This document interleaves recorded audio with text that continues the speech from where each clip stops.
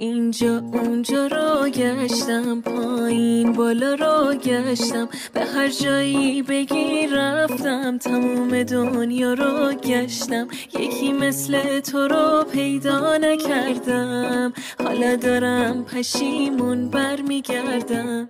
یکی مثل تو رو پیدا نکردم، حالا دارم پشیمون برمیگردم.